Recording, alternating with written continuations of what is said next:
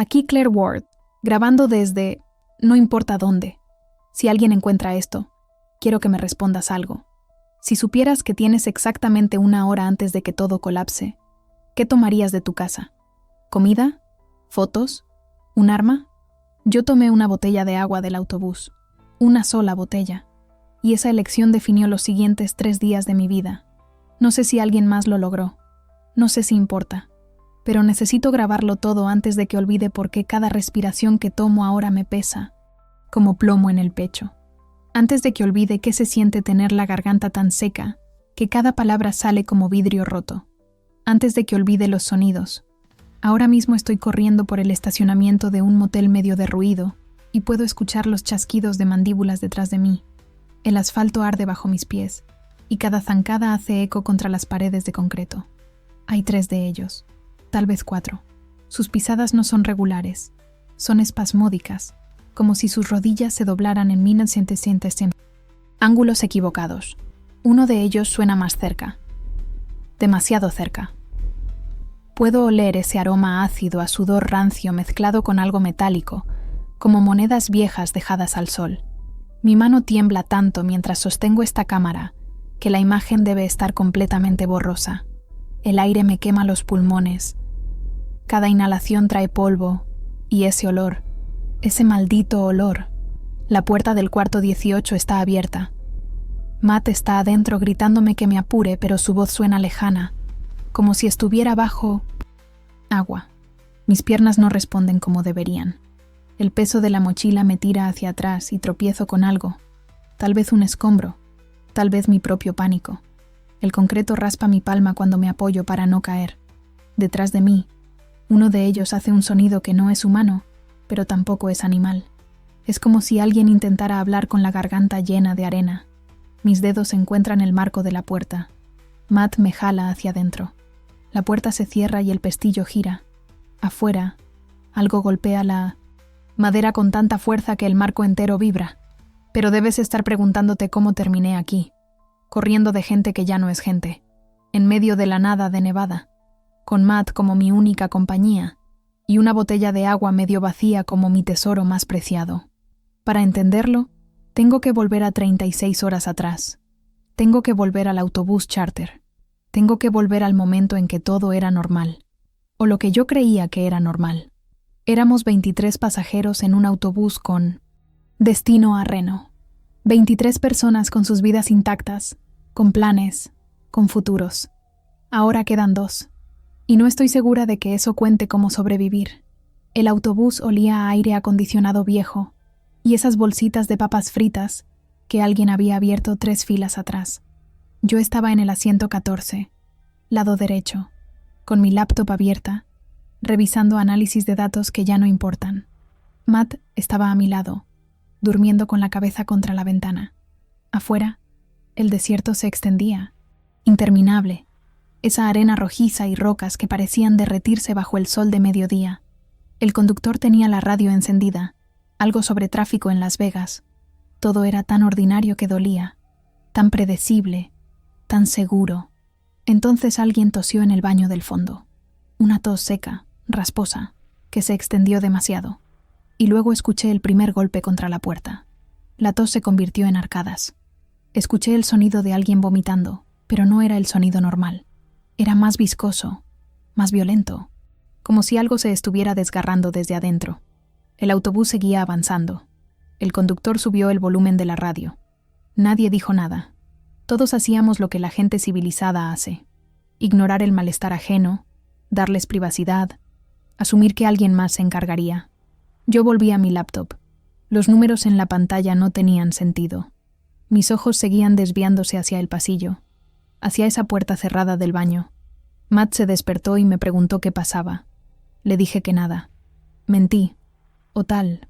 Ves, yo misma me estaba mintiendo, porque algo en mi estómago ya sabía que esa tos no era normal. El golpe contra la puerta del baño fue tan fuerte que sentí la vibración en mi asiento. Luego otro. Y otro. No eran golpes de alguien pidiendo ayuda. Eran golpes de alguien tratando de romper algo. El tipo del asiento de atrás, un hombre con la cabeza rapada y una camiseta de los Raiders, se levantó. Dijo algo sobre ir a ver si la persona necesitaba ayuda. Yo debería haberle dicho que se quedara. Sentado. Debería haber gritado, pero no lo hice. Me quedé paralizada, observando, analizando, calculando. Él caminó por el pasillo. El conductor finalmente frenó el autobús. La radio seguía hablando sobre el tráfico. Todo parecía moverse en cámara lenta. Shaved Head tocó la puerta y preguntó si todo estaba bien. No hubo respuesta. Solo otro golpe, esta vez acompañado de un sonido gutural que hizo que se me erizara la piel. Él giró el picaporte. La puerta estaba trabada desde adentro. Dijo algo sobre forzarla. Otra mujer, una señora mayor con lentes de lectura colgando de su cuello, sugirió llamar a emergencias. El conductor dijo que no había señal. Estábamos en medio del desierto, a kilómetros de cualquier torre de celular. El autobús se había detenido completamente ahora. El motor seguía encendido, pero el silencio adentro era absoluto. Todos mirábamos esa puerta, esperando. Y entonces el golpe siguiente no vino desde adentro. Vino desde la puerta misma, que empezó a doblarse hacia afuera.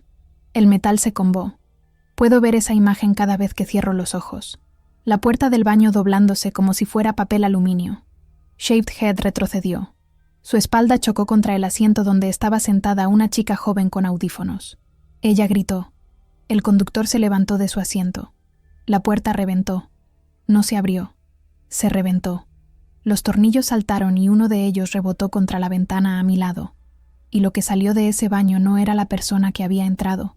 Era algo con la piel del color del cuero viejo, agrietada y tirante sobre los huesos. Los ojos estaban abiertos de par en par, las pupilas tan dilatadas que casi no quedaba iris. La boca colgaba abierta y de ella salía ese chasquido constante, como si la mandíbula no pudiera dejar de moverse. Se lanzó sobre Shaved Head antes de que alguien pudiera reaccionar. No hubo gritos dramáticos. No hubo música de fondo. Solo el sonido de dientes hundiéndose en carne y el chillido agudo de Shaved Head mientras caía Ali.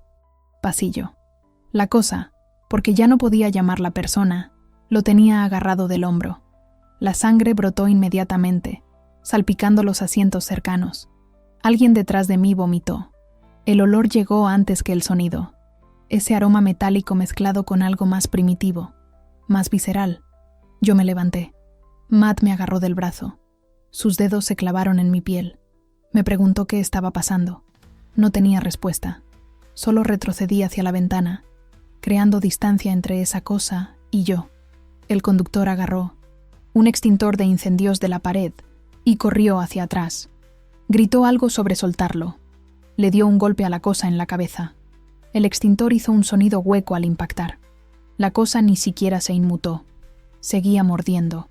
Shaved Head ya no gritaba. Sus brazos se sacudían, pero era solo el reflejo. Sus ojos miraban hacia arriba, hacia mí.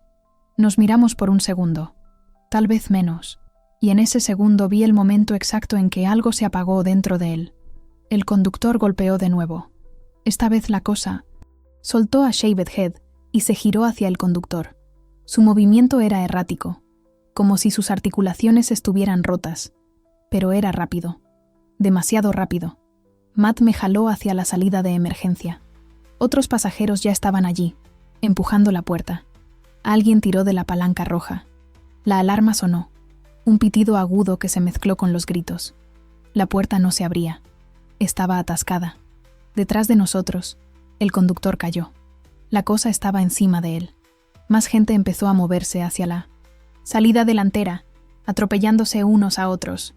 Yo todavía estaba junto a mi asiento. Todavía miraba. Todavía analizaba. Mi mochila estaba en el compartimento superior.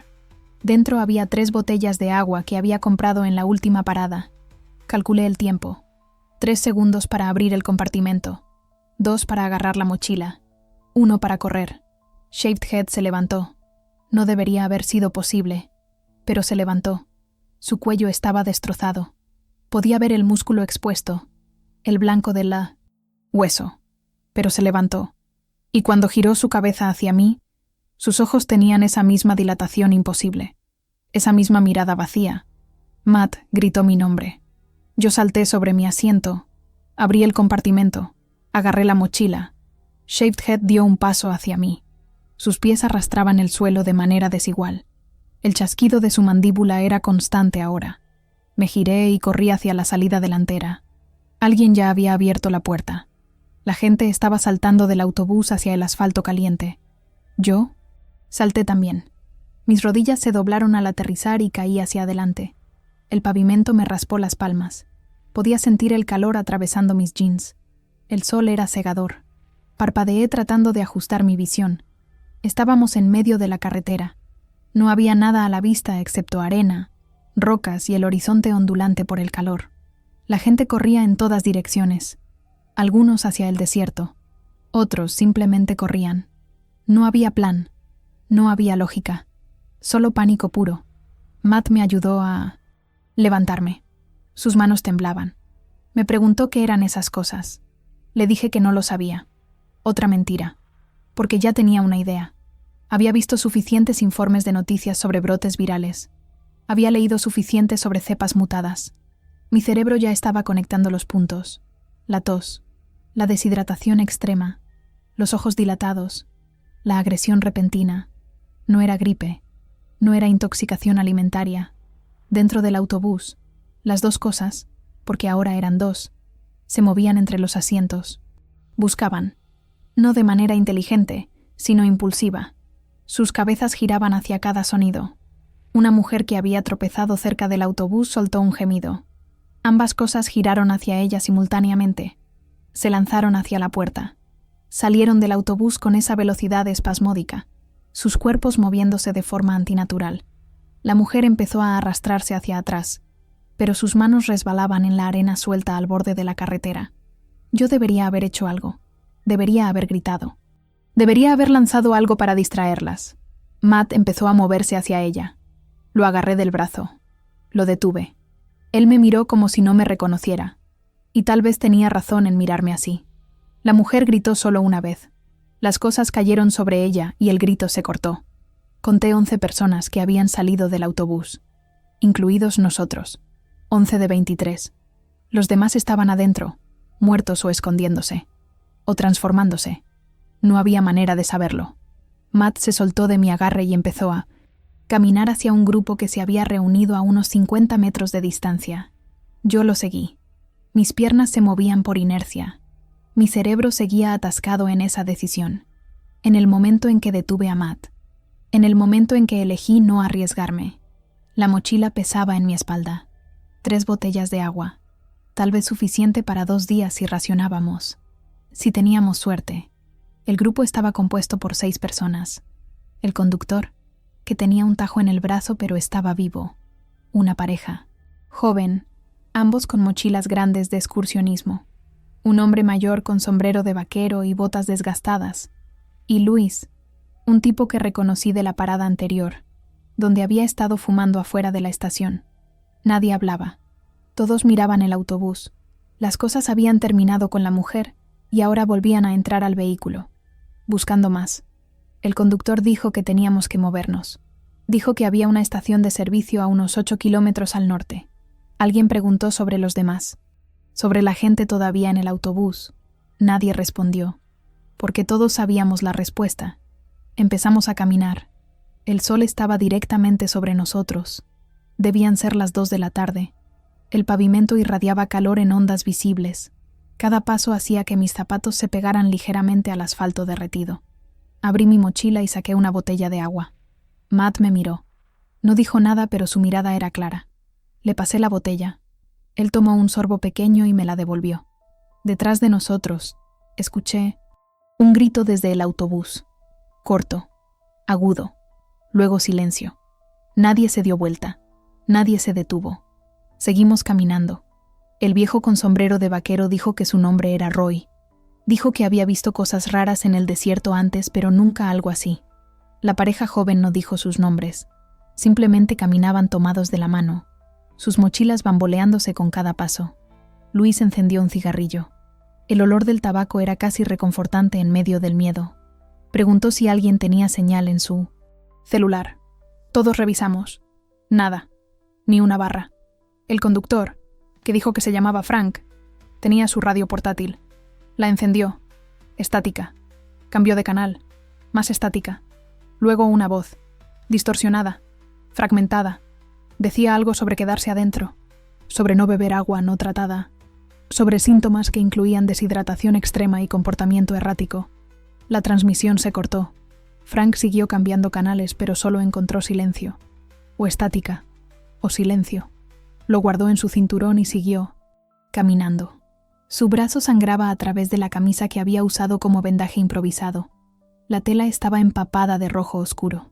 Le pregunté a Frank cuánto tiempo llevaba sangrando. Me miró como si la pregunta fuera una acusación. Dijo que desde el ataque. Unos 20 minutos. Le pregunté si la cosa lo había mordido. Dijo que no, que solo había sido un rasguño con el metal del asiento cuando cayó. Yo quería creerle. Quería creer que solo las mordeduras transmitían lo que sea que fuera esto. Pero la voz en la radio había mencionado fluidos. Contacto con fluidos. Y Frank tenía sangre de esas cosas en su uniforme. Podía verla. Manchas oscuras en su hombro, en su cuello. Retrocedí un paso. Creé distancia.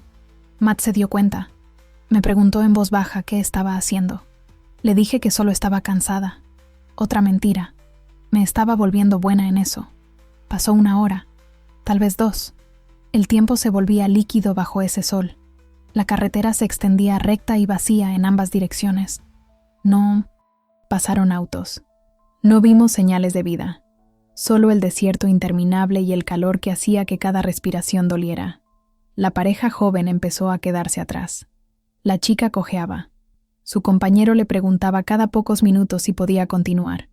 Ella asentía, pero su rostro estaba pálido, cubierto de sudor. Roy caminaba con un paso constante y medido, como si hubiera hecho este tipo de caminatas antes. Luis seguía fumando.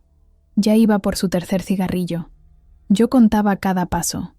Trataba de mantener mi mente enfocada en los números. Pasos, respiraciones, sorbos de agua. Cualquier cosa menos pensar en lo que había dejado atrás. Frank se detuvo.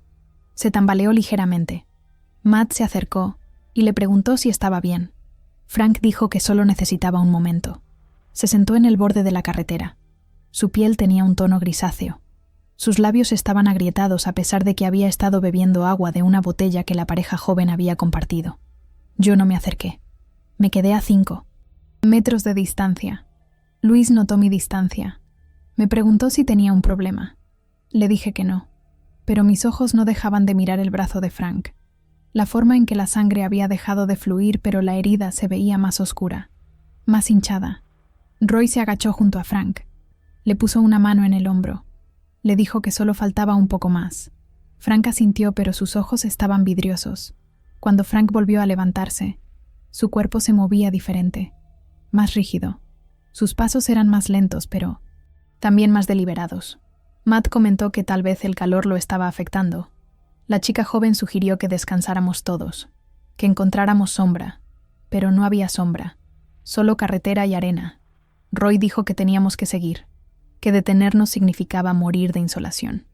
Así que seguimos, pero yo mantenía mi distancia de Frank, y cada vez que él tosía, cada vez que se tambaleaba, mi mano se tensaba sobre la correa de mi mochila, preparándome, calculando, midiendo la distancia entre él y yo, entre la seguridad y la infección, entre la humanidad y lo que venga después. La estación de servicio apareció en el horizonte como un espejismo. Al principio pensé que era solo otra ilusión del calor, pero mientras nos acercábamos, la estructura se solidificó. Era pequeña, un edificio bajo con 2 bombas de gasolina y un letrero descolorido que decía Pete's Gas and Go. No había autos. Las ventanas estaban intactas. La puerta principal estaba cerrada. Luis fue el primero en llegar. Probó la puerta, cerrada con llave. Golpeó el vidrio. Nadie respondió. Roy caminó alrededor del edificio. Gritó que había una puerta trasera. Frank se dejó caer contra la pared exterior, a la sombra del techo. Su respiración era superficial, rápida. La pareja joven se sentó en el pavimento. Matt me miró como esperando que yo tomara una decisión, como si yo tuviera las respuestas, como si alguien las tuviera. Roy volvió con un ladrillo. Dijo que íbamos a tener que romper la puerta trasera. Luis dijo que eso era allanamiento. Roy le preguntó si prefería morir de deshidratación por respetar la ley de propiedad privada. Luis no respondió. Fuimos hacia atrás. La puerta trasera era de metal, vieja y oxidada. Roy golpeó la ventana pequeña junto a ella con el ladrillo. El vidrio se hizo añicos. Metió la mano y abrió el pestillo desde adentro. La puerta se abrió con un chirrido.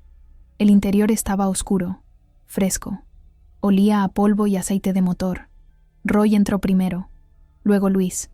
Matt me hizo una señal para que entrara. Me giré para ver a Frank. Todavía estaba afuera, recostado contra la pared.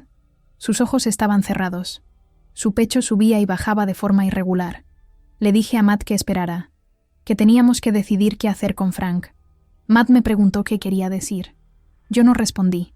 Simplemente entré al edificio y cerré la puerta detrás de mí. El interior de la estación era un desastre organizado. Estantes con latas de aceite, refrigeradores apagados llenos de bebidas tibias y un mostrador con una caja registradora antigua. Roy ya estaba revisando la trastienda.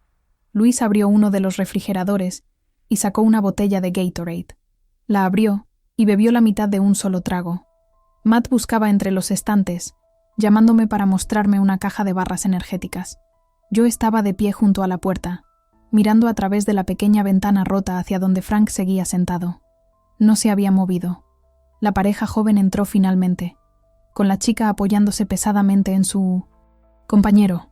Ella se dejó caer en el suelo de linóleo y cerró los ojos. Su tobillo estaba hinchado, del doble de su tamaño normal. El chico preguntó si alguien había visto un botiquín de primeros auxilios. Roy salió de la trastienda con una caja de botellas de agua. Las dejó caer en el mostrador con un golpe satisfactorio. Dijo que había suficiente para todos, más suministros en la bodega. Luis ya estaba abriendo bolsas de papas fritas y galletas. La tensión en el aire se aflojó ligeramente. Había comida, había agua. Estábamos a salvo. O al menos eso era lo que todos querían creer. Yo seguía mirando por la ventana. Frank tosió. Un sonido húmedo y rasposo. Su cabeza cayó hacia adelante. Matt se acercó a mí y puso su mano en mi hombro. Me preguntó si iba a dejar a Frank afuera. Le dije que Frank estaba infectado, que era solo cuestión de tiempo. Matt me miró como si le hubiera dicho que planeaba matar a alguien. Tal vez eso era exactamente lo que había dicho. Roy escuchó nuestra conversación. Se acercó y miró por la ventana. Observó a Frank por un largo momento. Luego dijo que yo probablemente tenía razón, que había visto los síntomas. La piel grisácea, los ojos vidriosos, la forma en que se movía. Luis dejó de masticar. Preguntó si estábamos hablando en serio, si realmente planeábamos dejar a un hombre afuera para que muriera. Roy dijo que no era dejarlo morir, era protegernos. La diferencia era semántica pero aparentemente importante para él. La pareja joven no dijo nada. El chico solo sostenía a su novia, sus ojos fijos en el suelo. Matt se apartó de mí. Caminó hacia el otro lado de la tienda. Podía sentir su decepción como un peso físico en mi pecho. Pero no cambié de opinión. No podía. Frank golpeó la puerta. No fuerte, solo un toque suave. Dijo mi nombre. Su voz sonaba pastosa, como si tuviera la boca llena de algodón. Dijo que tenía sed, que necesitaba entrar, que solo quería descansar un momento. Todos nos quedamos congelados.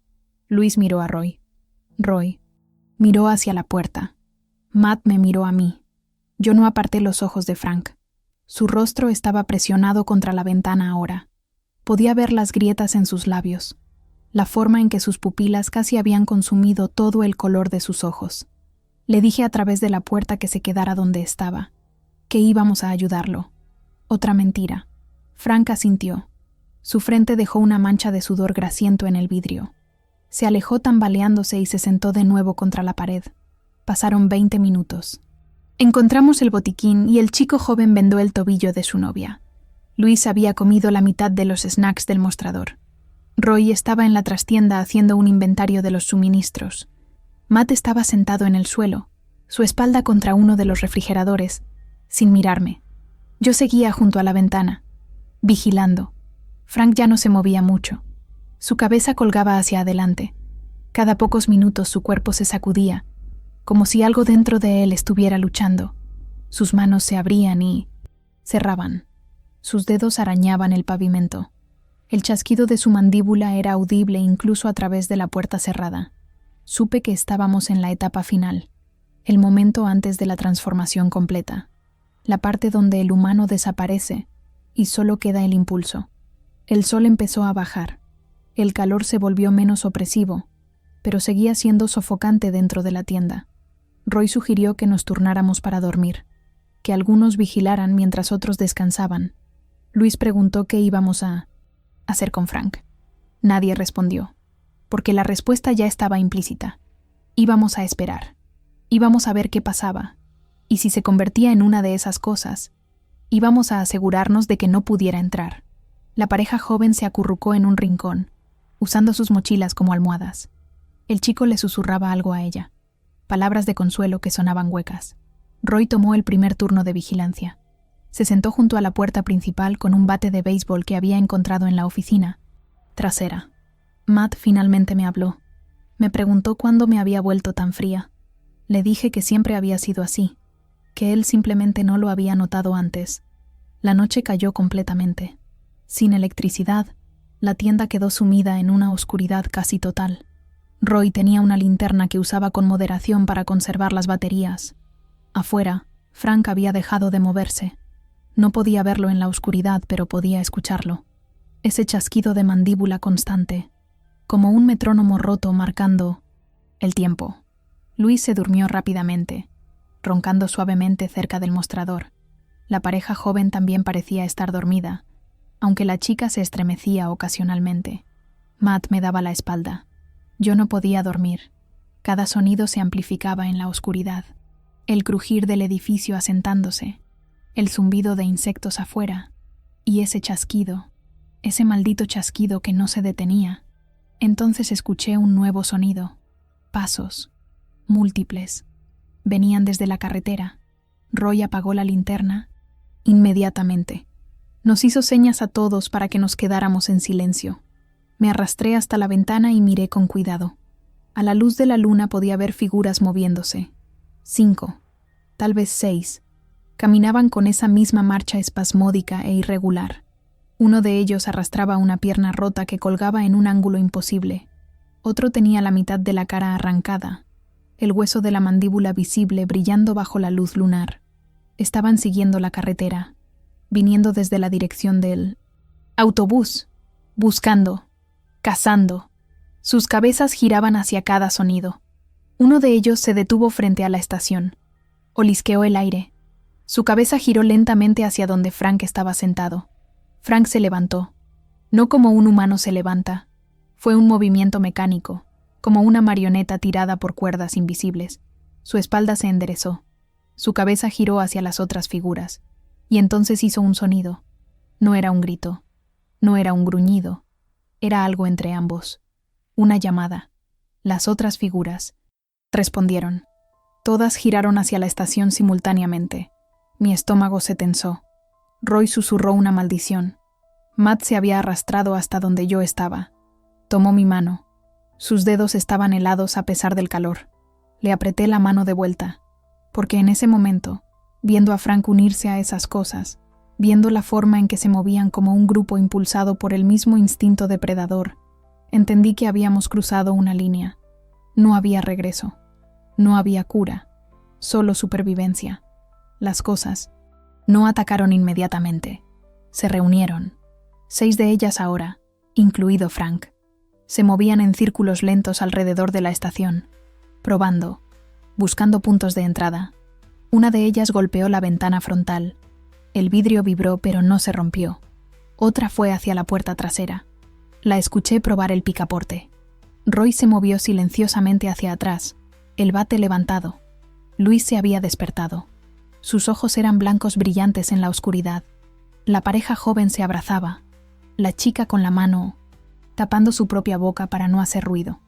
Las cosas afuera seguían probando, golpeando, arañando, pero después de lo que parecieron horas, probablemente solo 20 minutos, se alejaron. Siguieron por la carretera, buscando presas más fáciles, buscando sonidos, movimiento, vida. Nadie durmió después de eso. Nos sentamos en la oscuridad, escuchando, esperando a que amaneciera. Roy susurró que teníamos que irnos, que quedarnos aquí era esperar a morir. Luis preguntó a dónde iríamos. Roy dijo que había visto un letrero kilómetros atrás sobre un área de manejo de vida silvestre. Dijo que esos lugares tenían estaciones de guardabosques, torres de vigilancia, lugares defendibles. Matt preguntó qué tan lejos estaba. Roy estimó unos 30 kilómetros. Un día de caminata si teníamos suerte, 2 si no. La chica joven dijo que ella no podía caminar 30 kilómetros. Su tobillo estaba demasiado mal. Su novio dijo que la llevaría, que encontrarían la manera. Yo calculaba en mi cabeza. 30 kilómetros.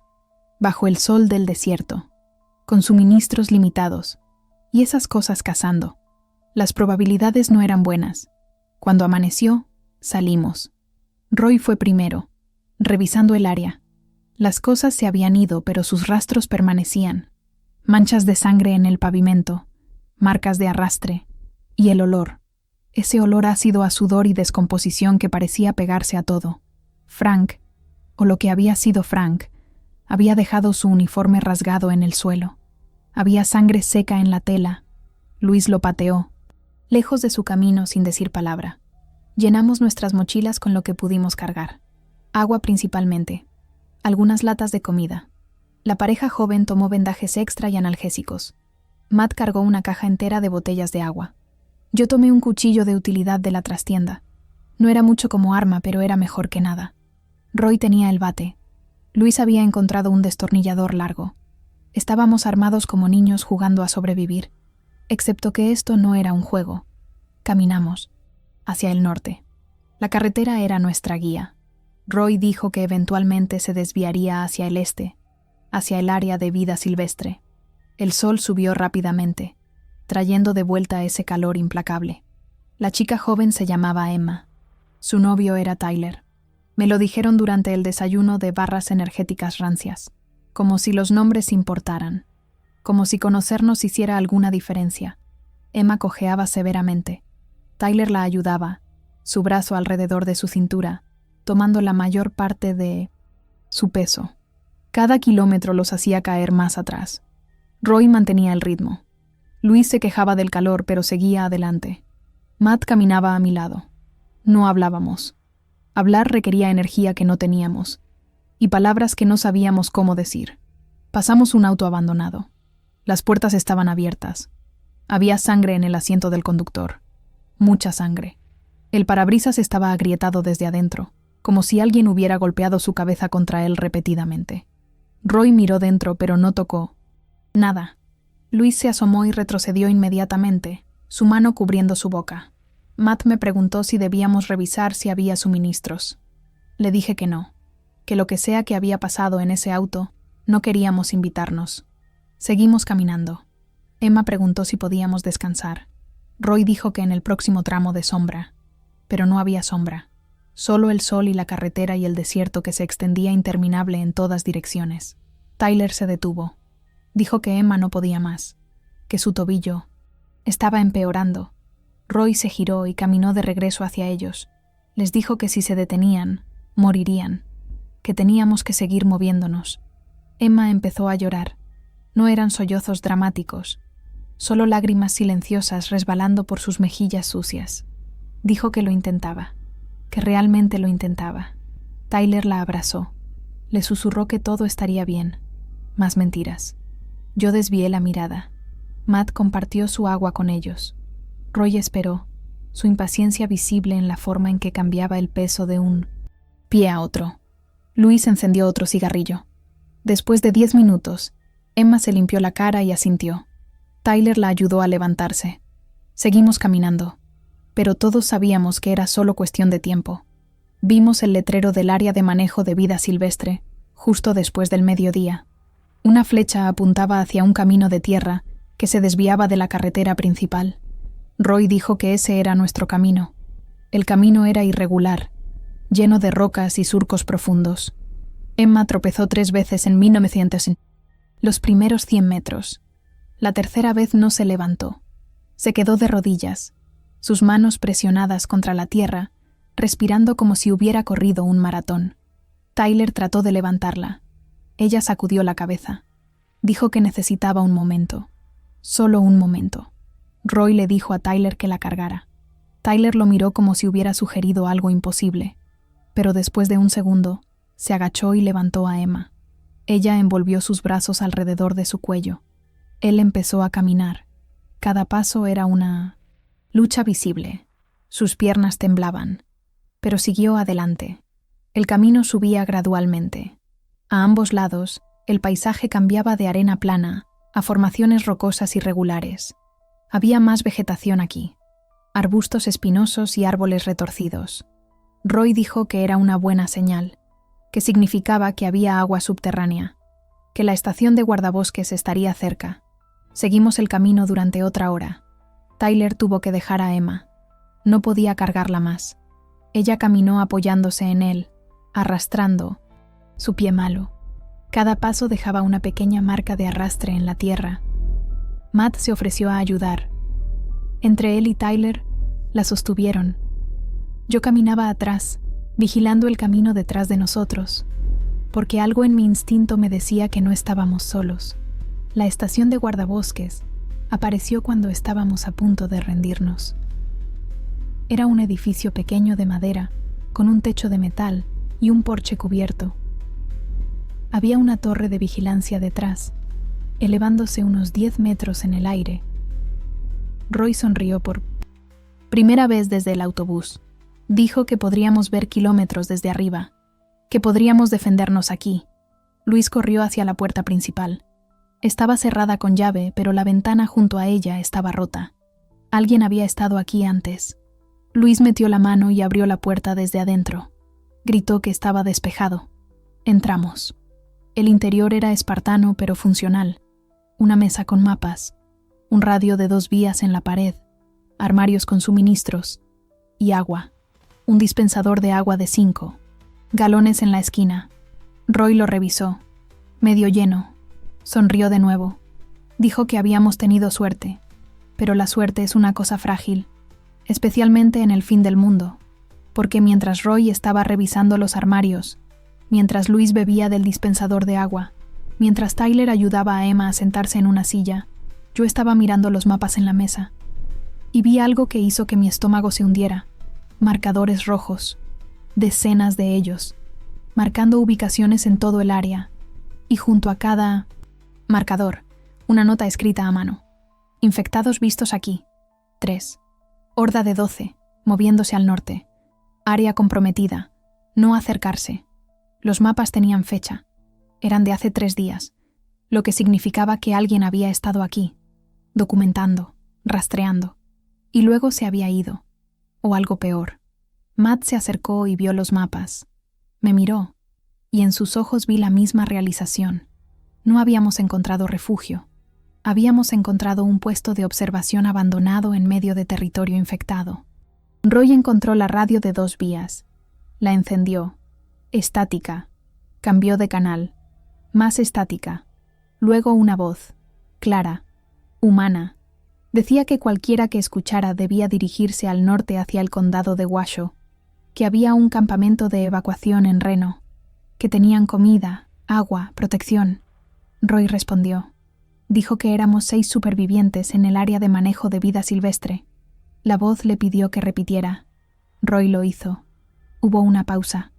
Luego la voz dijo que enviaran ayuda, que nos quedáramos donde estábamos, que mantuviéramos la transmisión. Roy nos miró con esperanza real en sus ojos. Luis empezó a reír. Emma lloró de nuevo, esta vez de alivio. Tyler la abrazó. Matt me tomó de la mano. Y por un momento, solo un momento breve y brillante, pensé que tal vez sobreviviríamos, que tal vez llegaríamos al campamento, que tal vez habría un después. Entonces escuchamos los disparos. Venían desde el sur, desde la dirección del camino. Múltiples armas, automáticas. El sonido rebotaba entre las formaciones rocosas, haciendo imposible determinar la distancia exacta. Pero estaban cerca, demasiado cerca. Roy corrió hacia la ventana. Miró hacia afuera. Su rostro palideció. Dijo que venían personas, corriendo, y detrás de ellos, una horda. No 6 o 7 como la noche anterior. Docenas, Los disparos habían atraído a todas las cosas en kilómetros, y todos venían directo hacia nosotros. La esperanza que había sentido un momento antes se evaporó. Se reemplazó con algo más frío, más familiar. El cálculo. La certeza de que la supervivencia requería decisiones que me convertirían en algo que ya no reconocería. Y mientras cerraba los postigos de las ventanas, mientras Roy gritaba en la radio pidiendo ayuda inmediata, mientras la realidad de nuestra situación se asentaba sobre todos nosotros, supe que el verdadero descenso apenas estaba comenzando. Las personas que corrían hacia nosotros eran 4. 3 hombres y una mujer. Llevaban rifles y mochilas tácticas. El hombre al frente gritaba algo que no podía entender sobre el ruido de los disparos. Roy abrió la puerta. Les gritó que entraran, que se apuraran. Yo quería gritarle que la cerrara, que los dejara afuera, porque podía ver lo que venía detrás de ellos. La horda no era una masa desorganizada. Se movía como agua, fluyendo alrededor de los obstáculos, convergiendo hacia el sonido. Debían ser 50, tal vez más. Sus cuerpos se movían con esa velocidad espasmódica antinatural. El hombre al frente llegó primero. Literalmente se lanzó a través de la puerta. Los otros 3 lo siguieron. Roy cerró la puerta y echó el pestillo justo cuando el primer infectado golpeó la madera. El impacto hizo que todo el marco vibrara. El hombre que había entrado primero se identificó como Sargento Miller. Dijo que eran de la Guardia Nacional, que habían estado en una misión de reconocimiento cuando fueron emboscados. No por infectados, por otros supervivientes tratando de robarles los suministros. Los disparos habían atraído a la horda. Su equipo original era de 12. Solo quedaban 4.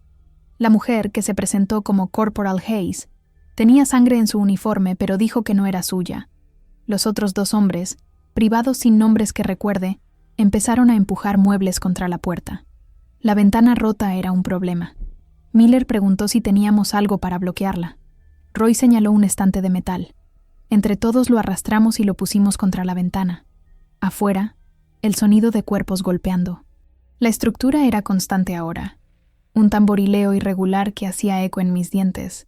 Luis preguntó cuánta munición tenían. Miller revisó su rifle. Dijo que le quedaban 2 cargadores. Hayes tenía 3. Los privados tenían 1 cada uno. No era suficiente, ni cerca de ser suficiente para 50 infectados. Tyler preguntó sobre el rescate que había prometido la voz en la radio. Miller lo miró con algo parecido a la lástima. Dijo que el campamento de evacuación en Reno había caído hace 2 días, que la transmisión que escuchamos era grabada, un mensaje automático reproduciéndose en bucle, que no vendría nadie. Emma hizo un sonido en su garganta. No fue un grito, fue algo más profundo, algo que se rompía. Tyler la abrazó, pero sus propias manos temblaban. Matt se sentó en el suelo. Simplemente se dejó caer, su espalda contra la pared, mirando la nada. Roy le preguntó a Miller sobre otras opciones, otros campamentos, otras zonas de evacuación. Miller sacudió la cabeza. Dijo que hasta donde sabía, todo al sur había caído, que su última orden había sido dirigirse al norte, hacia la frontera de Oregón, que había rumores de un perímetro militar allí, pero eran solo rumores. Hayes agregó que eso estaba a más de 300 kilómetros, que nunca lo lograrían a pie, no con lo que tenían. Luis se rió. Fue una risa alta y quebrada. Dijo que entonces estábamos jodidos, que podíamos morir ahora o morir después, pero el resultado era el mismo. Uno de los privados le dijo que se callara. Luis le dijo que se fuera a la mierda. Roy se interpuso entre ellos antes de que escalara, pero la tensión en el aire era palpable. Nos estábamos fracturando, y los infectados ni siquiera habían entrado todavía. La horda seguía afuera. Podía escucharlos moviéndose alrededor del edificio, probando cada superficie. Una ventana en la parte trasera se rompió. Hayes y uno de los privados corrieron hacia allá. Empujaron un archivador contra ella, justo cuando brazos empezaron a entrar a través del vidrio roto. Los brazos arañaban el aire, manos con uñas rotas y piel despellejada. Hayes usó la culata de su rifle para golpear los dedos que se aferraban al marco. Los huesos se quebraron con sonidos secos, pero por cada mano que caía, otra la reemplazaba. El privado encontró tablas de madera en un armario. Entre él y Hayes clavaron las tablas sobre la ventana usando clavos que Roy encontró en un cajón. No era una solución permanente, pero compraría tiempo. ¿Cuánto tiempo era la pregunta que nadie hacía porque nadie quería la respuesta? Miller subió a la torre de vigilancia. Volvió 3 minutos después. Dijo que había contado al menos 80 infectados alrededor del edificio, que más venían desde el este, que el sonido de nuestras voces y movimientos los estaba atrayendo. Sugirió que nos quedáramos en silencio, que tal vez si no hacíamos ruido, eventualmente se irían. Hayes dijo que eso era optimista, que estas cosas no operaban con lógica, que una vez que fijaban un objetivo, no se detenían hasta que lo destruían o encontraban algo más interesante. Matt preguntó cuánto tiempo habíamos visto a una horda permanecer en un lugar. Nadie tenía respuesta, porque ninguno de nosotros había sobrevivido el tiempo suficiente para saberlo. Éramos todos novatos en esto, jugando a adivinar las reglas de un juego que cambiaba constantemente. Racionamos el agua, media botella por persona. Emma apenas pudo tragar. Su cara estaba pálida y sudorosa. Tyler le tocó la frente y retiró la mano. Rápidamente. Dijo que estaba ardiendo, que necesitaba medicamentos. Hayes revisó el botiquín de primeros auxilios que habían encontrado. Había ibuprofeno. Le dio 4 pastillas a Emma. Emma las tomó con un sorbo de agua que casi vomita de vuelta. Yo observaba desde el otro lado de la habitación, calculando, midiendo. Emma tenía fiebre. Estaba deshidratada. Su cuerpo estaba cerrándose. La infección en su tobillo probablemente se había extendido, pero esos síntomas también se parecían a las etapas tempranas de lo que había visto en Frank. La deshidratación, la fiebre, los ojos vidriosos. Matt notó mi mirada. Me preguntó en voz baja en qué estaba pensando. Le mentí. Le dije que en nada. Las horas pasaron con una lentitud agónica. El sol se movió a través del cielo visible desde las grietas en los postigos. Los infectados nunca dejaron de moverse afuera. Nunca dejaron de probar las barricadas. Miller dijo que en su experiencia, las hordas eventualmente se dispersaban, que su capacidad de atención era limitada, pero éstas no se dispersaban. Si algo, más seguían llegando, podía escucharlos, el arrastre de pies, el chasquido de mandíbulas, ese sonido gutural que hacían cuando detectaban movimiento. Roy intentó la radio de nuevo. Cambió por todos los canales. Encontró una transmisión desde algún lugar al oeste. Una voz masculina diciendo que el condado de Humboldt estaba comprometido, que evitáramos las ciudades, que el agua de los ríos estaba contaminada, que los síntomas de infección incluían sed extrema seguida de comportamiento errático. La transmisión se cortó a mitad de una frase. Roy siguió intentando. Solo encontró silencio. Cuando cayó la noche, la temperatura bajó rápidamente. El desierto era así. Infierno durante el día. Congelador por la noche. No teníamos calefacción. No podíamos encender un fuego sin atraer más atención. Nos acurrucamos juntos, compartiendo el calor corporal. Todos excepto yo. Me quedé en la esquina más alejada, manteniendo distancia. Matt eventualmente se acercó. Se sentó a mi lado sin decir palabra. Después de un rato, puso su chaqueta sobre mis hombros. Le dije que no lo necesitaba. Él dijo que sí lo necesitaba, que tenía las manos azules. No había notado. Mi cuerpo estaba tan entumecido, tan disociado, que había dejado de registrar las señales físicas. Matt se quedó junto a mí. Su calor era reconfortante, aterrador, porque el confort significaba vulnerabilidad, y la vulnerabilidad significaba muerte. Emma empeoró durante la noche. Su respiración se volvió superficial, rápida. Tyler la mecía, susurrándole. Hayes le dio más ibuprofeno, pero todos sabíamos que no era suficiente, que lo que fuera que tenía estaba más allá de las pastillas. Miller se acercó a mí. Me preguntó si pensaba que estaba infectada. Le dije que no lo sabía, que los síntomas eran ambiguos. Él asintió. Dijo que si empezaba a mostrar signos claros, tendríamos que tomar una decisión. Le pregunté qué tipo de decisión. Él no, respondió. No necesitaba hacerlo. Ambos sabíamos de qué estaba hablando, de ponerla afuera, de asegurarnos de que si se convertía, no nos llevara con ella. La misma decisión que había tomado con Frank. excepto que ahora Tyler estaba involucrado, y Tyler no dejaría ir a Emma sin pelear. La madrugada trajo un cambio. Los sonidos afuera disminuyeron. No desaparecieron, pero se volvieron menos frenéticos. Miller subió a la torre con la luz del amanecer. Volvió con noticias que por primera vez en 1900 horas no eran completamente terribles. Dijo que la horda se había dispersado, que tal vez quedaban 15 infectados visibles, que teníamos una ventana, una oportunidad. Roy preguntó para qué. Miller dijo para correr, para dirigirse al norte mientras pudiéramos. Hayes estuvo de acuerdo. Dijo que quedarse aquí solo retrasaba lo inevitable, que eventualmente las barricadas fallarían, o nos quedaríamos sin agua o cometeríamos un error. Luis preguntó sobre Emma, que ella no podía correr. Miller no dijo nada, pero su silencio era elocuente. Tyler se puso de pie. Dijo que no iban a dejar a Emma, que encontrarían otra manera, pero no había otra manera. Esa era la verdad que nadie quería decir en voz alta. Emma no podía caminar, no podía correr, y cargarla sería un suicidio. Ralentizaría al grupo, atraería atención, nos condenaría a todos. Matt sugirió que algunos se quedaran con Emma mientras otros buscaban ayuda.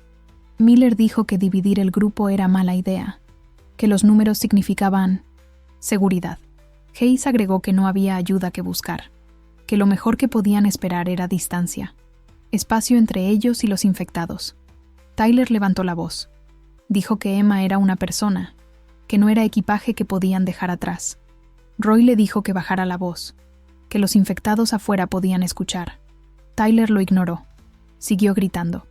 Sobre humanidad, sobre decencia, sobre lo que nos hacía diferentes de esas cosas afuera. Yo lo interrumpí.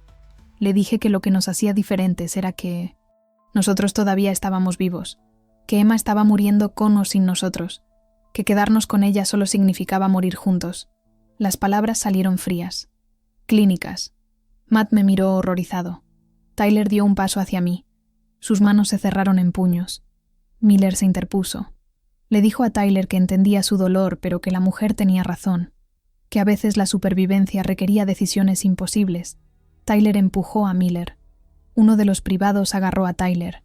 Tyler se retorció tratando de soltarse. Emma dijo su nombre, débilmente. Tyler se congeló. Todos nos congelamos. Emma estaba sentada, apoyada contra la pared. Sus ojos estaban más claros de lo que habían estado en horas. Ella le dijo a Tyler que la dejara, que ella entendía, que él tenía que sobrevivir. Tyler sacudió la cabeza violentamente. Empezó a llorar. Sollozos grandes y desgarradores que sacudían todo su cuerpo. Emma siguió hablando. Le dijo a Tyler que la amaba, que siempre lo había amado, que quería que llegara al norte, que encontrara seguridad, que viviera. Tyler se arrodilló junto a ella. La besó. Fue un beso desesperado. Final. Cuando se separaron, Emma tenía lágrimas en sus mejillas, pero estaba sonriendo. Le dijo que se fuera. Tyler se levantó lentamente. Se dio la vuelta. Caminó hacia donde estaban las mochilas. Recogió la suya. Sus movimientos eran mecánicos, robóticos, como si la parte de él que sentía había cerrado para poder funcionar. Roy le puso una mano en el hombro. Tyler la sacudió, pero no dijo nada. Solo se quedó allí, mirando la pared, mientras el resto de nosotros nos preparábamos para dejar a Emma atrás. Hayes le dejó a Emma un arma, una pistola con un solo cargador. Le dijo que era por si la necesitaba. Emma asintió. Tomó el arma con manos temblorosas. La sostuvo en su regazo como si fuera algo precioso. Le dejamos también 2 botellas de agua, toda la comida que no podíamos cargar. Hayes incluso le dejó su chaqueta extra, como si esas cosas importaran, como si agua y comida pudieran salvarla cuando su propio cuerpo se estaba apagando. Yo no le dejé nada, no porque fuera cruel, sino porque sabía que dentro de pocas horas, Emma no necesitaría ninguna de esas cosas. Necesitaría esa pistola, y esperaba que tuviera el coraje de usarla antes de que la transformación se completara. Miller revisó afuera una última vez. Dijo que el camino hacia el norte parecía despejado, que teníamos que movernos rápido y en silencio, que si alguien hacía ruido, los infectados vendrían, que si alguien se quedaba atrás, no los esperaríamos. Nadie objetó, porque las reglas habían cambiado, Habíamos cambiado. La civilización era un lujo que ya no podíamos permitirnos. Roy abrió la puerta. El aire de la mañana era frío y limpio. Por un momento, casi podía fingir que todo era normal, que solo estábamos saliendo de excursión. Pero entonces vi el cuerpo al pie de los escalones del porche. Una de las cosas de la noche anterior. Tenía una bala en la cabeza, probablemente de uno de los disparos de Miller. Estaba inmóvil ahora, permanentemente, pero su rostro era reconocible. Había sido joven, tal vez 20, con un piercing en la nariz y un tatuaje en el cuello. Salimos en fila india, Miller primero, luego Hayes, los dos privados, Roy, Luis, Matt, yo, Tyler al final. Nos movimos rápido pero con cuidado, cada paso medido para hacer el mínimo ruido. El camino de tierra se extendía frente a nosotros. A ambos lados, las formaciones rocosas proyectaban sombras largas en la luz. Temprana. Miré hacia atrás una vez. Vi a Emma en la ventana de la estación de guardabosques. Nos estaba observando irnos. Levantó su mano. Un pequeño gesto de despedida. Ninguno de nosotros devolvió el saludo. Simplemente seguimos caminando, porque detenerse significaba pensar. Y pensar en lo que acabábamos de hacer haría imposible seguir adelante. Escuché un sonido detrás de nosotros. No miré atrás, pero sabía lo que era. Un infectado había visto a Emma. Había entrado a la estación. Matt aceleró el paso. Tyler tropezó pero se recuperó. Nadie habló. Habíamos caminado tal vez 1 kilómetro cuando escuchamos el disparo. Singular. Claro. Definitivo. Tyler se detuvo. Su espalda se puso rígida. Sus hombros temblaron, pero no se giró. No corrió de vuelta. Después de un momento, siguió caminando. Matt estaba llorando en silencio. Podía ver las lágrimas corriendo por su rostro. Roy miraba al frente con determinación. Luis había encendido un cigarrillo a pesar de las advertencias de Miller. Sobre el olor, Hayes le quitó el cigarrillo de la boca y lo aplastó bajo su bota. Luis no protestó. Yo no sentía nada. Estaba entumecida. Vacía, como si toda mi capacidad para sentir se hubiera quemado en algún punto entre el autobús y aquí. Eso me asustaba más que los infectados, más que la horda. El hecho de que podía escuchar ese disparo, saber lo que significaba, y no sentir nada. El camino nos llevó más alto hacia las colinas. La vegetación se volvió más densa. Había pinos aquí. Su olor era casi reconfortante, casi normal. Miller nos mantuvo moviéndonos durante horas. Solo nos detuvimos una vez para beber agua. Nadie habló. El silencio era pesado, opresivo, cargado con todo lo que no podíamos decir. Tyler caminaba como un zombi. Cada paso parecía requerir un esfuerzo consciente. Matt intentó hablarle una vez. Tyler no respondió. Solo siguió caminando. Roy consultaba su brújula periódicamente. Nos dirigíamos al noroeste, hacia las montañas. Miller había dicho que las elevaciones más altas tenían menos infectados, que el frío los ralentizaba, que nuestras mejores posibilidades estaban arriba. Si podíamos llegar allí, si no nos matábamos primero. Entonces vimos el humo, una columna delgada elevándose desde un valle abajo. Miller se detuvo, sacó sus binoculares, miró durante un largo momento, luego sonrió. Dijo que había estructuras allí, lo que parecía un pequeño pueblo o comunidad, que había gente, que podía ver figuras moviéndose, que parecían vivas, parecían organizadas. Hayes miró también, confirmó. Dijo que veía cercas, defensas, que parecía un asentamiento real. Roy preguntó qué tan lejos estaba. Miller estimó 3 kilómetros, 1 hora de caminata cuesta abajo. Luis dijo que finalmente habíamos tenido suerte. Tyler levantó la vista por primera vez en horas. Preguntó si era real, si realmente había gente allí. Miller le pasó los binoculares.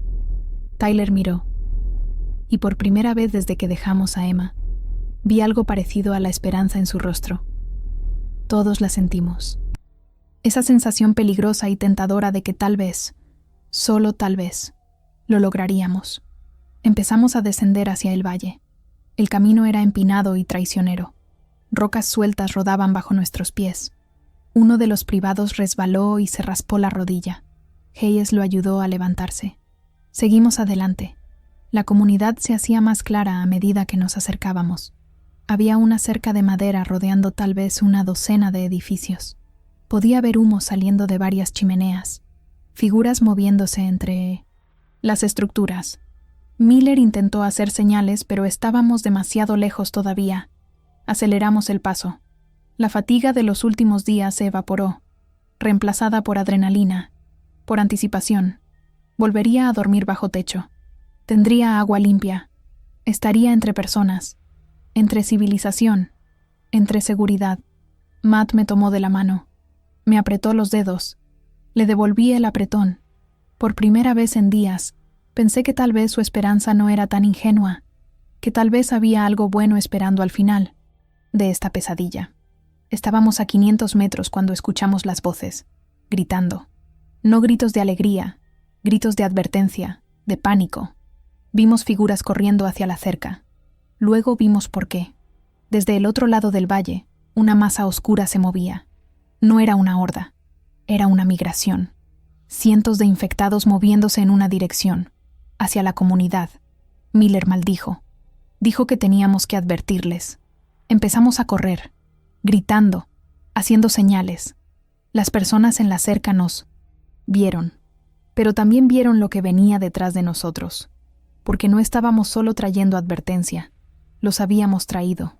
Nuestra presencia, nuestro movimiento, nuestro ruido había atraído la atención de la masa, y ahora convergían, hacia nosotros, hacia la comunidad, hacia la única esperanza que habíamos encontrado. Y mientras corríamos, mientras las puertas de la cerca se cerraban, mientras las personas adentro empezaban a disparar, supe que habíamos cometido un error terrible. No, habíamos encontrado salvación. Habíamos encontrado otra cosa para destruir. Las puertas se cerraron justo cuando alcanzamos la cerca. Miller golpeó la madera gritando que nos dejaran entrar. Una voz del otro lado gritó de vuelta. Dijo que nos alejáramos, que habíamos traído la horda, que no podían arriesgarse. Hayes levantó su rifle, apuntó sobre la cerca y empezó a disparar hacia la masa que se acercaba. Los otros soldados hicieron lo mismo. Los disparos eran ensordecedores. Cada estampido hacía eco contra las colinas circundantes. Yo me agaché contra la cerca, las manos sobre mis oídos. Matt estaba a mi lado. Su boca se movía, pero no podía escuchar lo que decía sobre el ruido. La masa estaba a 200 metros. 150, 100. Podía ver sus rostros ahora. Docenas de rostros con esa misma expresión vacía. Esas pupilas dilatadas, esas mandíbulas chasqueantes, se movían como una ola. Imparable, inevitable.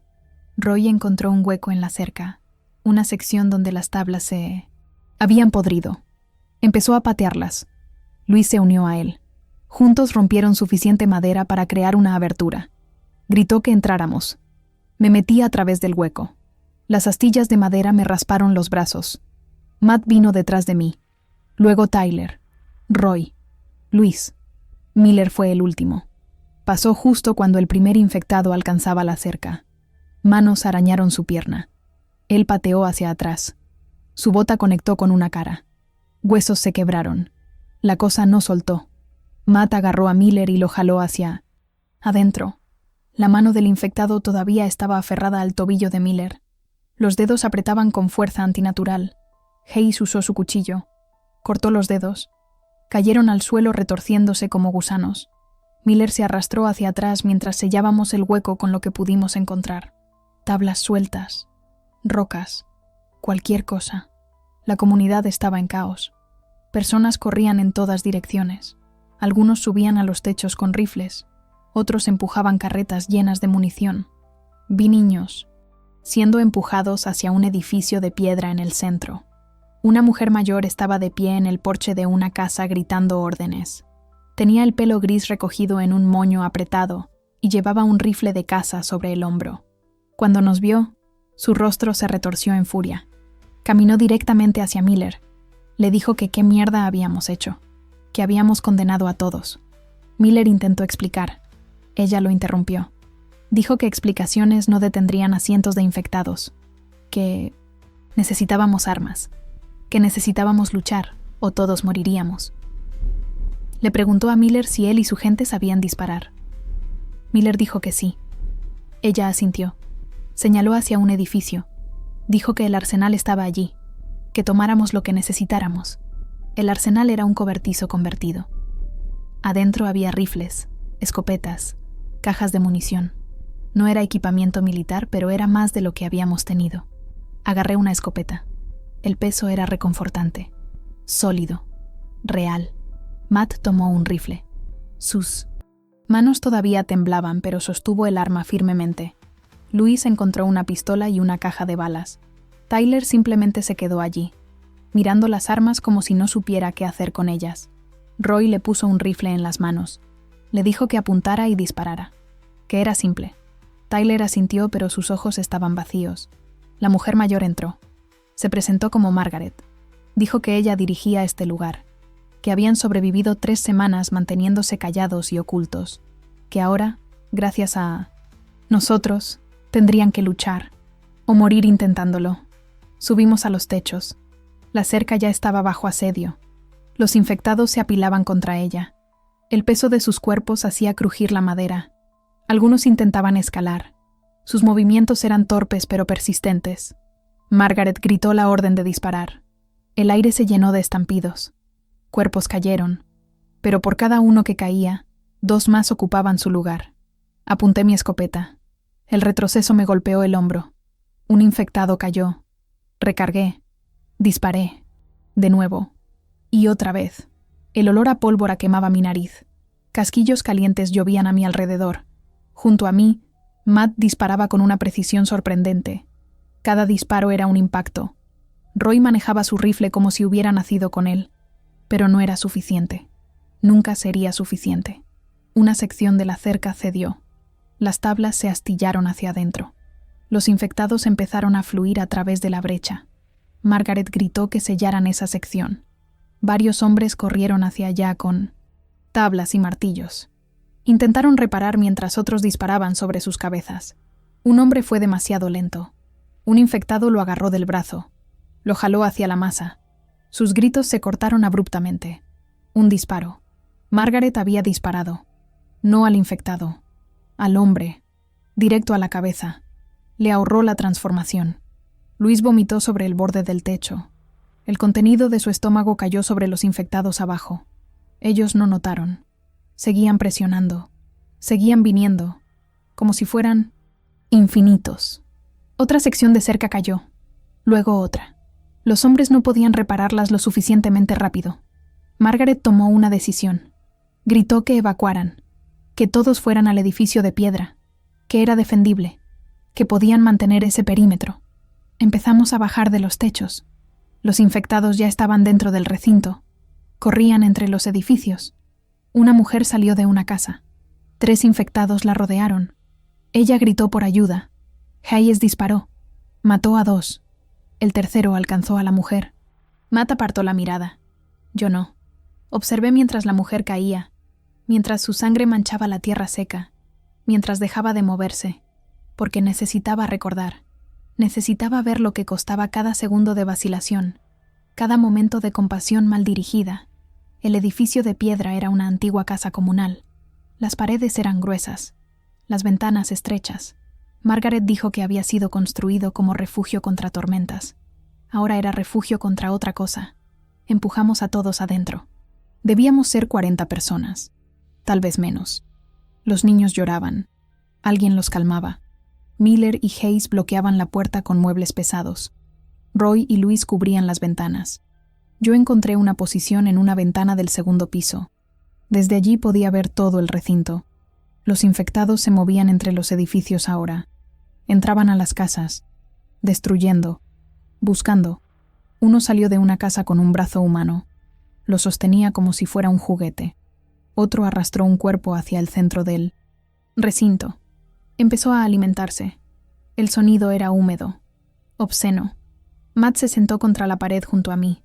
Su rifle descansaba sobre sus rodillas. Tenía sangre en su camisa. No sabía si era suya. Me preguntó cuánto tiempo podíamos aguantar aquí. Le dije que no lo sabía, que dependía de la munición, del agua, de cuánto tiempo les tomaba a esas cosas perder interés. Margaret escuchó nuestra conversación. Dijo que tenían un pozo en el sótano, agua suficiente para semanas, que el problema no era el agua, era la munición, que tal vez tenían suficiente para 2 días de combate constante. Después de eso, estarían reducidos a armas cuerpo a cuerpo, cuchillos, hachas, palos. Le pregunté cuántos infectados estimaba que había ahí fuera. Ella dijo que tal vez 200 cuando empezó, que habíamos matado tal vez 50, que quedaban 150, más cualquiera que los disparos hubieran atraído. La noche llegó sin que los infectados se retiraran. Se movían en la oscuridad, sombras entre sombras. Podíamos escucharlos, rompiendo cosas, arrastrándose, ese chasquido constante de mandíbulas. Margaret organizó turnos de vigilancia, 2 personas por ventana, 4 horas cada turno. Mi turno era medianoche a 4 de la mañana, con un hombre llamado David que tenía un ojo cicatrizado cerrado. Él no hablaba mucho, solo vigilaba.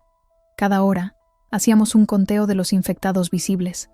Medianoche, 32, 1, 28, 2, 35. Se movían en patrones. No inteligentes, pero no completamente aleatorios, como si estuvieran patrullando. 3, 41, 4, 36. Cuando terminó mi turno, le reporté a Margaret. Ella anotó los números en un cuaderno. Estaba registrando todo, como si los datos importaran, como si alguien fuera a leerlos algún día. El segundo día fue peor. Los infectados no se fueron, pero su comportamiento cambió. Ya no golpeaban las paredes constantemente. En cambio, esperaban. Se quedaban inmóviles durante horas. Luego uno se movería y los demás reaccionarían, como si estuvieran aprendiendo, adaptándose. Miller dijo que era imposible, que estas cosas no pensaban, pero Hayes dijo que había visto algo similar en su último puesto, que las hordas que sobrevivían más tiempo mostraban algo parecido a la memoria, patrones de comportamiento que se transmitían. Margaret dijo que no importaba si pensaban o no, lo que importaba era que no se iban, y que nuestra munición estaba en la mitad. Tyler no había hablado en 1900 todo el día. Simplemente se sentaba en un rincón, mirando la nada. Alguien le llevó comida. Él no la tocó.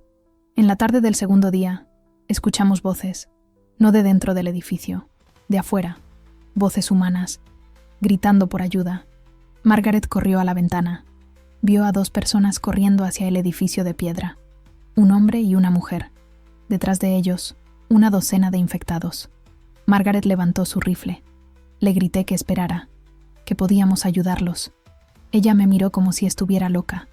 Dijo que abrir la puerta significaba dejar entrar a los infectados, que 2 vidas no valían arriesgar 40. El hombre afuera golpeó la puerta. Suplicó que lo dejaran entrar. Dijo que tenía un hijo adentro, que había salido a buscar medicinas. Margaret no bajó su rifle. No abrió la puerta. El hombre siguió golpeando. Siguió suplicando. Los infectados se acercaron. Lo alcanzaron primero. Sus gritos resonaron por todo el recinto. La mujer intentó correr. No llegó lejos. Adentro, un niño empezó a gritar, llorando por su papá. Una mujer lo sostenía. Lo mecía. Le decía que todo estaría bien. Más mentiras. Tyler se levantó. Caminó hacia Margaret. Le preguntó cómo podía vivir consigo misma. Margaret le dijo que vivía tomando las decisiones que nadie más quería tomar. Que ella no jugaba a ser héroe. Que ella mantenía viva a su gente. Tyler le dijo que su gente merecía morir si eso significaba ser como ella. Margaret lo abofeteó. El sonido fue como un disparo en el silencio. Tyler no reaccionó. Solo se dio vuelta y volvió a su rincón. Nadie más dijo nada, porque todos sabíamos que Margaret tenía razón, que la moralidad era un lujo, y que ya no podíamos permitirnos lujos. El tercer día trajo el momento que todos temíamos. La munición se acabó. Margaret disparó la última bala de su rifle al mediodía. El sonido del percutor golpeando una cámara vacía fue lo más aterrador que había escuchado. Miller revisó su rifle. Vacío. Hayes. Vacío. Roy. Vacío. Teníamos cuchillos, hachas, palos afilados, herramientas convertidas en armas. Pero contra 100 y tantos infectados, no serían suficientes. Margaret reunió a todos. Dijo que teníamos una opción. quedarnos y esperar, o salir y abrirse camino a través de la horda. Alguien preguntó cuáles eran las probabilidades. Margaret dijo que quedarse significaba morir de hambre eventualmente. Salir significaba morir probablemente, pero al menos morir luchando, morir intentando. Luis dijo que prefería las probabilidades de luchar. Roy estuvo de acuerdo. Matt me miró. Me preguntó qué pensaba. Le dije que peleábamos. Margaret trazó un plan. Había un pueblo a 15 kilómetros al norte. Ella había estado allí antes del brote. Tenía una ferretería, más suministros, posiblemente más munición. Si podíamos llegar allí, podríamos rearmarnos, reagruparnos. El problema era cruzar los 15 kilómetros con infectados persiguiéndonos. Decidimos hacerlo por la noche, usar la oscuridad como cobertura, movernos en silencio, rápido, dejar atrás a cualquiera que no pudiera seguir el ritmo. Nadie objetó esa última parte. Todos entendíamos las reglas ahora. Supervivencia por encima de todo. Margaret dijo que saldríamos a medianoche, que descansáramos mientras pudiéramos, que comiéramos lo que quedara, que esta podría ser nuestra última oportunidad. Cuando cayó la oscuridad, nos preparamos. Cada persona tomó un arma cuerpo a cuerpo. Yo tenía un hacha, Matt un machete, Tyler un palo con clavos, Luis una barra de metal, Roy un cuchillo de caza. Grande. Los niños fueron puestos en el centro del grupo, los adultos más fuertes en el exterior. Margaret iría al frente, Miller en la retaguardia. Ella abrió la puerta lentamente. Las bisagras chirriaron. Afuera, las sombras se movieron. Cabezas giraron hacia el sonido. Margaret levantó su mano. Esperamos. 10 segundos. 20. Las sombras volvieron a su patrulleo sin rumbo. Margaret nos hizo señales. Salimos. El recinto era una zona de guerra silenciosa. Cuerpos desperdigados por todas partes. Edificios con puertas rotas. Sangre seca en el suelo. Nos movimos entre las estructuras. Cada paso medido. Cada respiración controlada. Un niño empezó a llorar. Su madre le tapó la boca. El llanto se ahogó, pero el daño estaba hecho. A nuestra izquierda, una sombra se giró. Luego otra. Margaret aceleró el paso. Salimos por la puerta principal del recinto. El camino se extendía frente a nosotros. Detrás, escuché el chasquido de mandíbulas, aumentando, multiplicándose. Corrimos. No fue una carrera organizada. Fue pánico controlado. Los más rápidos al frente, los más lentos cayendo atrás. Escuché gritos detrás de mí. No miré. Matt corría a mi lado. Su respiración era pesada pero constante. Tyler estaba delante de nosotros, Luis detrás, Roy a mi derecha. La horda nos perseguía. Podía escuchar sus pasos irregulares, sus gruñidos guturales. Alguien tropezó. Cayó. Los gritos se cortaron. Seguimos corriendo. Margaret lideraba, gritando que siguiéramos adelante, que no nos detuviéramos. Una mujer con un niño en brazos se quedó atrás. Miller intentó ayudarla. Ella le dijo que siguiera, que cuidara a los otros niños. Miller vaciló. Luego corrió. La mujer desapareció en la oscuridad detrás de nosotros. Su sacrificio nos compró segundos. Usamos cada uno de ellos. El camino serpenteaba entre colinas. Teníamos ventaja ahora. Los infectados no podían seguir el ritmo en las subidas, pero tampoco se rendían. Seguían viniendo, incansables, implacables. Mis pulmones ardían. Cada respiración era cuchillos. Mis piernas temblaban. Matt me agarró del brazo. Me ayudó cuando tropecé. Le dije que me soltara, que solo lo ralentizaría. Él me dijo que me callara y siguiera corriendo. Así que corrí, porque no había otra opción, porque detenerse significaba morir. Y a pesar de todo, a pesar de lo que había visto y hecho y perdido, todavía quería vivir. Todavía me aferraba a esa cosa frágil llamada esperanza. El pueblo apareció justo cuando pensé que mis piernas iban a rendirse. Edificios oscuros contra el cielo más oscuro. Margaret nos llevó directamente a la ferretería. La puerta estaba cerrada con llave. Roy y Miller la derribaron. Entramos. La tienda estaba saqueada pero no vacía. Encontramos munición en la trastienda. Cajas de cartuchos de escopeta. Balas de rifle. Margaret empezó a distribuir. Matt cargó su rifle. El sonido del clic del cargador entrando en su lugar fue música. Afuera, los infectados llegaban al pueblo. Margaret dijo que teníamos que movernos. Que encontráramos un edificio defendible. Un hombre señaló un dúplex al final de la calle. 2 pisos. Ventanas estrechas. Escaleras empinadas. Margaret asintió. Corrimos hacia allá. Entramos al dúplex y bloqueamos la puerta. Arriba, las habitaciones estaban vacías pero intactas. Matt y yo tomamos una habitación en la esquina. Tenía una ventana que daba a la calle. Desde allí podíamos ver la horda entrando al pueblo. Eran menos ahora, tal vez 50. El resto había abandonado la persecución o había caído en algún punto. Pero 50 era más que suficiente. Se dispersaron por el pueblo, buscando. Margaret organizó defensas. 2 personas por ventana. El resto descansando, esperando. Habíamos sobrevivido, por ahora. Pero mientras miraba por esa ventana, viendo esas cosas moverse en la oscuridad, supe que la supervivencia tenía un precio. Y ya había pagado más de lo que pensé posible. En los días siguientes, la horda se dispersó. Algunos infectados se quedaron, patrullando, pero la mayoría siguió adelante, buscando presas más fáciles. Nos quedamos en el dúplex, Matt y yo en esa habitación de esquina, los otros desperdigados por el edificio. De las 40 personas que habían estado en el edificio de piedra, quedábamos 17.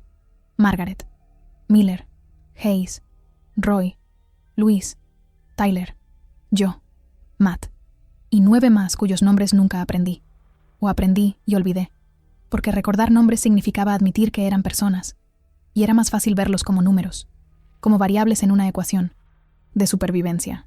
Tyler murió en la 2ª semana. No por infectados. Se subió al techo una noche. Dejó su rifle abajo. Cuando encontraron su cuerpo en la mañana, nadie se sorprendió. Margaret dijo que había visto esa mirada en sus ojos desde que dejamos a Emma.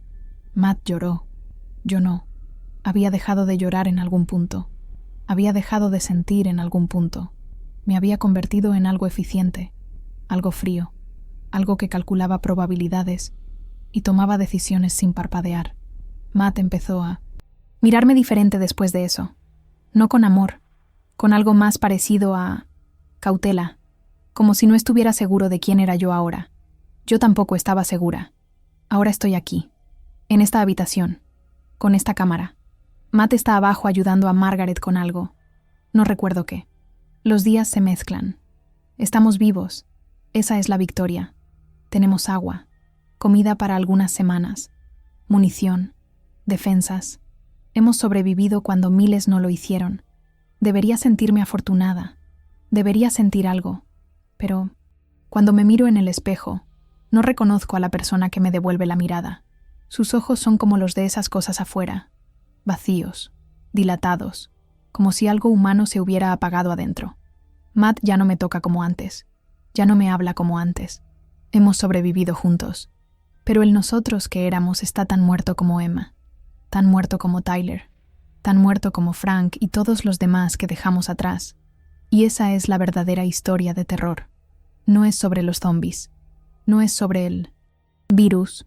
Es sobre lo que te conviertes para sobrevivir.